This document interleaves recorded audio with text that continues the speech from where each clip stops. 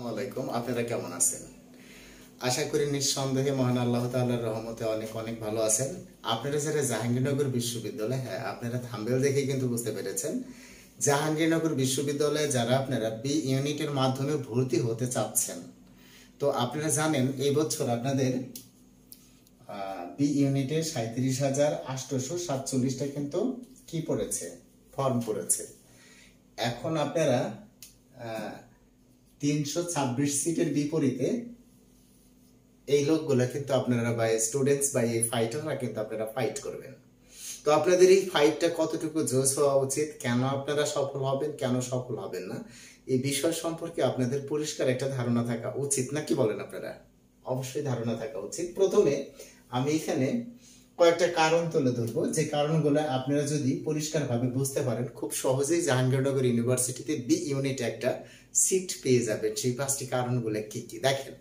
এখানে আপনাকে ফার্স্টে একটা বিষয় ভাবতে হবে, সেফ জোন। সেফ জোন, আচ্ছা, what do you mean by safe zone? আমরা এই সেফ জোন বলতে কি বুঝতেছি আসলে? দেখেন সেফ জোনটা কি আসলে, দেখেন ভালো করে খেয়াল করি। আমরা জানি যে আমাদের এই বি ইউনিটে বাংলায় থাকে 10টা, ইংরেজিতে থাকে 15টা, আর ম্যাথে থাকে 15টা, সাধারণ ম্যাথ এখানে থাকে কিন্তু 15টা, আর বুদ্ধিমত্তা বা আইকিউ বা ইন্টেলিজেন্স কোশ্চেন যে অংশটা আমরা বলি, এখানে থাকে 15টা। তো আপনি ধরে নিতে পারেন যে এই 15টা 30টার মধ্যে যার দখল বেশি, অর্থাৎ এখানে যে 20+ পাবে, সে কিন্তু অনেকটাই সেফ জোনে চলে যাবে। ঠিক আছে, এটাই কিন্তু আমাদের সেফ জোন। একটা ধারাবাহিক ভাবে আপনাকে এখানে চিন্তা করতে হবে, যেটা দেখেন এই সেফ জোনে যাওয়ার জন্য আমরা গ্রিন 70 নামক একটা গ্রুপে প্রতিনিয়ত কিছু ইনফরমেশন দিয়ে যাচ্ছি। যেমন আমরা 500 ম্যাথ এখানে দিচ্ছি 200 দেওয়া হয়েছে এই পর্যন্ত, বাকিগুলো কিন্তু আমরা দিচ্ছি এই মাসের মধ্যে ইনশাল্লাহ কভার করব। আইকিউ অলরেডি আমাদের 300 দেওয়ার কথা, 250টা দিয়েছি। ঠিক আছে, তো এইগুলা যদি আমরা কভার করতে পারি, তাহলে দেখা যাবে ইনশাল্লাহ আপনি কিন্তু সেফ জোনে চলে যাবেন। এটা কিন্তু আপনার জন্য একটা বিরাট চ্যালেঞ্জ আমি মনে করি। তো যাই হোক, এখানে দেখেন আরেকটা বিষয় খুবই গুরুত্বপূর্ণ। এই সেফ জোনটা যখন আপনি বুঝতে পারবেন, তারপরে দেখেন যে এরপরে আপনার কোন জিনিসটা আসবে। সেফ জোনের পরে আপনি এখানে কি ভাববেন। ঠিক আছে, আমি এখানে দেখেন একটা হিসাব দেবো আপনাকে, গড় হিসাব। আচ্ছা, গড় হিসাবটা কি? আপনারা সবাই জানেন যে 2020 সালে এইচএসসি অটো পাস হয়েছে, যে কারণে অনেকেই কিন্তু ভালো রেজাল্ট করেছে। আর এই কারণে দেখা গেছে এই বছর আপনাদের যখন আবেদন করার কথা বলা হয়েছিল, চেকিং টাইমার অনেক স্টুডেন্টস তাদের পয়েন্টের না মিলার কারণে, কিংবা ইংরেজিতে A- বা A গ্রেড না থাকার কারণে, তারা কিন্তু সবাই বি ইউনিটে, সি ইউনিটে বা অনেক ইউনিটেই আবেদন করতে পারেনি। যারা আবেদন করতে পেরেছে তারা কারা? তারা কিন্তু বেশিরভাগই ফার্স্ট টাইমার। আপনি মনে করেন যে এখানে 37,847 জন, আমি ধরে নিতে পারি এখানে 2/3 আছে ফার্স্ট টাইমার। ঠিক আছে, আর 1/3 আছে মনে করেন যে সেকেন্ড টাইমার। আচ্ছা, ফার্স্ট টাইমার আর সেকেন্ড টাইমার আমরা ধরে নিতে পারি এখানে 12 থেকে 13,000 বা 12,000 বা 13,000 স্টুডেন্ট আছে যারা সেকেন্ড টাইমার। স্বাভাবিকভাবে আপনি বুঝতে পারতেছেন। তো এখানে আরেকটা বিষয় কিন্তু গুরুত্বপূর্ণ রয়ে গেছে, সেটা হলো ফার্স্ট টাইমার যারা আছে তাদের বেশিরভাগেরই কিন্তু একটা টার্গেট থাকে। মোটামুটি ভালো স্টুডেন্ট যারা, তাদের একটা টার্গেট থাকে ঢাকা ইউনিভার্সিটি। ঢাকা ইউনিভার্সিটির স্বপ্নে বিভোর হয়ে অনেকেই কিন্তু শেষ পর্যন্ত দেখা যায় যে যখন চান্স পায় না, তখন সেকেন্ড টাইম তারা জাহাঙ্গীরনগর ইউনিভার্সিটি ট্রাই করে। কিন্তু বেসিক্যালি ফার্স্ট টাইমার যারা ঢাকা ইউনিভার্সিটির জন্য যখন চেষ্টা করে, এই সময়ের মধ্যে সাধারণত তারা জাহাঙ্গীরনগর ইউনিভার্সিটি মাথায় নেয় না।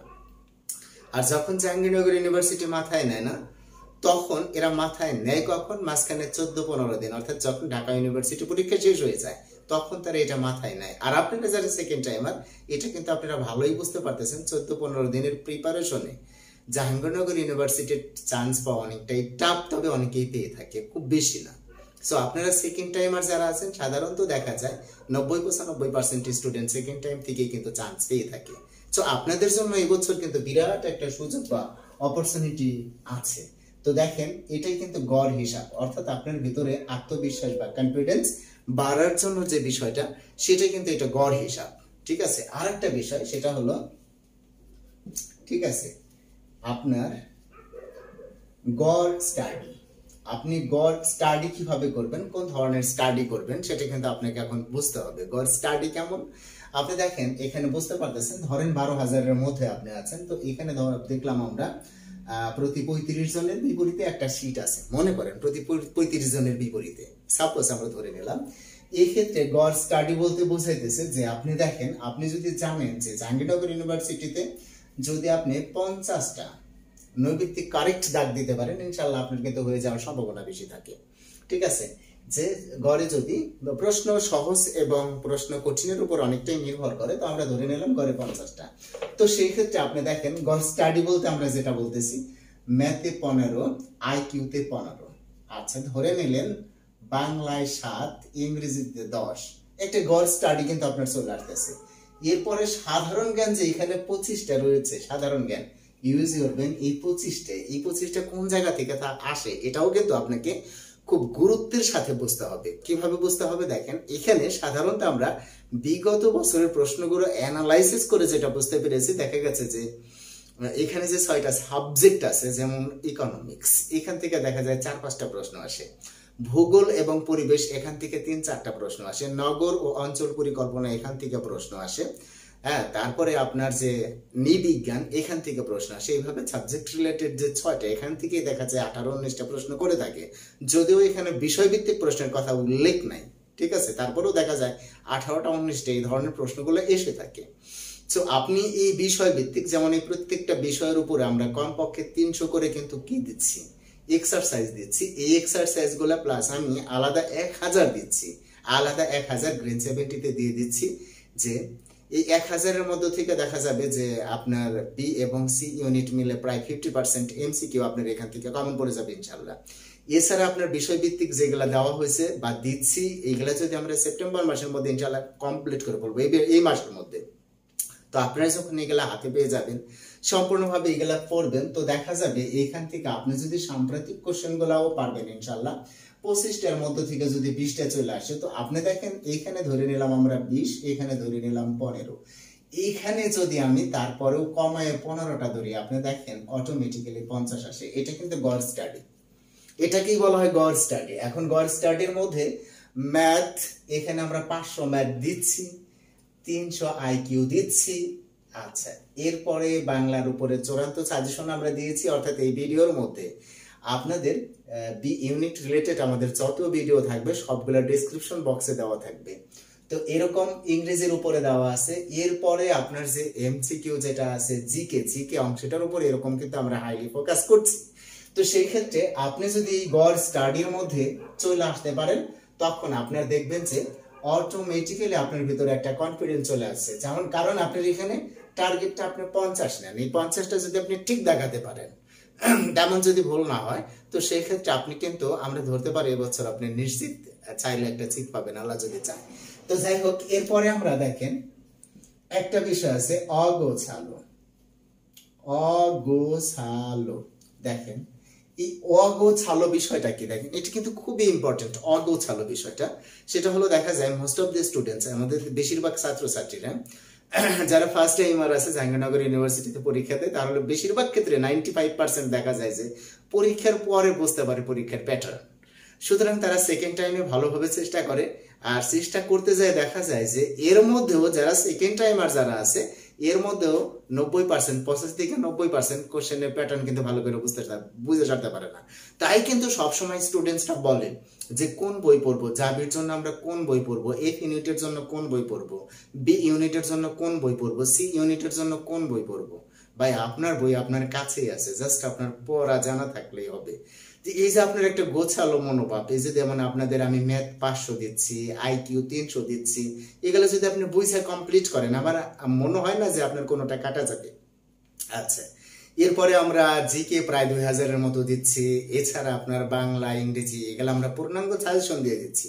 তো যখন আপনার প্রিপারেশনটা সম্পূর্ণ একটা গোছালো সিচুয়েশনের মধ্যে চলে আসবে, আপনি যখন বুঝতে পারবেন সুন্দর একটা সিরিয়াল হয়েছে, ঠিক তখন এটা যদি আপনার পরীক্ষার 3 দিন আগেও কমপ্লিট হয়, গোছালো পরিস্থিতি, তাহলেও আপনি চান্স পাবেন ইনশাল্লাহ। কিন্তু আপনি যদি গোছালো পরিস্থিতি ক্লিয়ার না করে শুধুমাত্র পড়তেই থাকেন, এলোমেলো ভাবে পড়তেই থাকেন, সেক্ষেত্রে কাকতালীয় ভাবে আপনার চান্স হয়ে যেতে পারে। অনেকেরই কাকতালীয় ভাবে হয়ে যায়, তো আপনারও কাকতালীয় ভাবে চান্স হতে পারে, তবে এখানে সম্ভাবনার পরিমাণটা 99% জিরো। তো এই ক্ষেত্রে আমরা যেটা বলবো, অবশ্যই গোছালো পরিস্থিতিতে মুভ করার চেষ্টা করবেন। আর যদি অগোছালো অবস্থায় থাকেন, কোন বই পড়বো, কোথার থেকে পড়বো, কি পড়বো, কোন সাজেশন পড়বো, এই সমস্ত কিছু যদি আপনার মধ্যে অগোছালো অবস্থায় থাকে, তাহলে আপনি কিন্তু সত্যিকার অর্থে জাহাঙ্গীরনগর ইউনিভার্সিটিতে একটা সিট পাওয়া আপনার জন্য ট্রাপ হয়ে যাবে। আর যদি আপনি গোছালো পরিস্থিতি যেতে পারেন, অবশ্যই সিট পাবেন ইনশাল্লাহ। এখানে কিন্তু আপনার তেমন সমস্যা হবে না। আচ্ছা, 5 নাম্বার যেটা আমি 5 নম্বরে একটা বিষয় আলোচনা করব, সেটা হলো দেখেন, এই বিষয়গুলো সেফ জোনটা যদি আপনি বুঝতে পারেন, গড় হিসাবটা যদি বুঝতে পারেন যে আসলে কতজনের মধ্যে আপনার যুদ্ধটা হচ্ছে, ঠিক আছে, আপনি একটু ভালো করে খেয়াল করেন। আমি বলছি 12 থেকে 13,000, এর মধ্যে গড়ে পড়ে 35 জন ধরেন, ঠিক আছে। এই 12 থেকে 13,000-এর 90% যেই জানে না আপনার এই হিসাবটা, সেফ জোন, গড় হিসাব, গড় স্টাডি, আর হলো অগোছালো মনোভাব কিন্তু অনেকেরই, যে কারণে দেখা যায় যে এই 90% যদি বাদ দেন, তাহলে আপনার থাকলো কয় পার্সেন্ট? এখান থেকে যদি আমরা 10% নিই, থাকে কত? 1000। ঠিক আছে, আপনি কি বুঝতে পারতেছেন কতজনের সাথে আসলে আপনি যুদ্ধ করতেছেন? খুবই কম স্টুডেন্টের সাথে আপনি যুদ্ধ করবেন। যতই স্টুডেন্ট থাক, তারপরে আপনার ভাগে কিন্তু খুবই কম পড়বে যে বিষয়টা গোছালো ভাবে বুঝতে পারবে। আর যে গোছালো ভাবে বুঝতে পারবে না, তার জন্য কিন্তু এটা খুবই একটা প্রবলেমও হয়ে দাঁড়াবে। এরপরে দেখেন, আমি শেষে একটা কথা আলোচনা করব, যদি আপনারা বিরক্ত না হন, সেটার নাম হলো উচ্চাটান। আচ্ছা, উচ্চাটান বিষয়টা কি? যে পরীক্ষা যত কাছাকাছি হবে, তখন আপনার ভেতরে সন্ত্রস্ত বোধ, আপনার ভিতরে কেমন যেন একটা ভাব, আপনি কেমন যেন একটা থরবড়ি, আপনার যে কাঁপতেছেন, এরকম একটা মনোভাব, বা আপনি কেমন যেন একটু বেশি সিরিয়াস, কেমন যেন হয়ে যান। বিশেষ করে পরীক্ষার হলের মধ্যে যখন আপনি পরীক্ষা দিতে যান, দেখা যাইতেছে যে 5 মিনিট আপনার হাত কাঁপতে কাঁপতেই চলে যায়, ঠিক আছে। আর এইগুলা হওয়ার পিছনে কারণগুলো কিন্তু এই যে আপনি রিসার্চটা করেন নাই, সেফ জোন রিসার্চটা করেন নাই। সো আপনি আছেন অন্ধকারের মধ্যে, আর যতক্ষণ অন্ধকারের মধ্যে থাকবেন, ততক্ষণ কিন্তু আপনার আলোর মুখ দেখা উচিত না, তাই না? আচ্ছা, এরপরে দেখেন, গড় হিসাবটা যখন আপনি বুঝতে পারবেন, যদি না বুঝতে পারবেন, তখনও কিন্তু আপনি অন্ধকারের মধ্যে আছেন। অন্ধকার মানে কি? মনে করেন একটা ঘরের মধ্যে একটা সাপ আছে, আপনি জানেন ওই ঘরের মধ্যে আপনি রাত্রে প্রবেশ করলেন, আলো আছে, বিদ্যুতের লাইট জ্বালানো আছে, ঠিক এই অবস্থায় আপনি প্রবেশ করলেন রাত 11টার সময়, হঠাৎ বিদ্যুৎ চলে গেল, ঠিক আছে, আপনি জানেন ওই ঘরের মধ্যে একটা সাপ আছে। তো এখন ঘরের মধ্যে যে সাপ আছে, কোথায় সাপ আছে আপনি জানেন না। অন্ধকার ঘরে সাপ মানে কি? সারা ঘরেই সাপ। সো আপনি যদি অন্ধকারে থাকেন, আপনি কিন্তু বুঝতেই পারতেছেন না আপনি কি চান্স পাবেন কি না পাবেন। হ্যাঁ, ওই অন্ধকার ঘরের মধ্য থেকে আপনাকে সাপ কামড় দিলেও দিতে পারে, না দিলে নাও দিতে পারে। হ্যাঁ, আপনি অন্ধকার অবস্থায় চান্স পাইলেও পাইতে পারেন, না পাইলে নাও পাইতে পারেন। কিন্তু আপনার মধ্যে যদি সেফ জোন, গড় হিসাব, গড় স্টাডি, অগোছালো মনোভাবটাকে যদি আপনি গোছালোর মধ্যে নিয়ে আসেন, এবং উচাটন যে ভাবটা, উচাটন, হাই হাই আমি চান্স পাবো, আমাকে চান্স পেতেই হবে, আমি চান্স না পাইলে অমুক হবে, তমুক হবে, অমুক অনেক পড়াশোনা করছে, সে চান্স পায় নাই, আমি কিভাবে চান্স পাবো, নিজের ব্রেনের ভিতরে এই যে আপনার একটা ভীত সন্ত্রস্ত মনোভাব আপনি নিয়ে আসেন, এটা আপনার জন্য খুবই খুবই কষ্টদায়ক হবে। এবং পরীক্ষার হলে সবচেয়ে বড় কথা যেটা, যে আপনি হল থেকে দাগ দিলেন, কতগুলা দাগ দিলেন, আপনি কনফার্ম হল থেকে বের হয়ে এসে আপনি এইভাবে জিবলা এরকম দাগ দিবেন, এটা তো কাটা গেছে। এই ঈশ্বরের মনোভাবটা আপনার মধ্য থেকে বাদ দিতে হবে, যে ঈশ্বর এটা কাটা গেছে, ঠিক আছে, এটা তো আমি পারি, ঠিক আছে। এই যে বিষয়টা আপনি সেফ জোন, গড় হিসাব, গড় স্টাডি, অগোছালো মনোভাব, উচ্চাটন, অর্থাৎ আপনাকে কতটুকু পড়তে হবে, কতক্ষণ পড়তে হবে, কি পড়তে হবে, এটা বিষয় না। বিষয়টা হলো আপনি আগে নিজেকে সাজান, বুঝে গেছে? এমন ভাবে সাজান, সেফ জোন হিসাব করেন, গড় হিসাব করেন, গড় স্টাডি করেন, অগোছালো থেকে গোছালোর মধ্যে চলে আসেন, উচ্চাটন এমনি আপনার ভিতরে থাকবেন, আপনি আত্মবিশ্বাসে ভরপুর হবেন এবং আপনি চান্স পাবেন। এটাই কিন্তু স্বাভাবিক। সত্যি যদি আপনার বি ইউনিট টার্গেট হয়ে থাকে, প্রধান ফোকাস বিন্দু হয়ে থাকে, তাহলে আপনি কিন্তু পারবেন, যদি আপনি এভাবে আগান।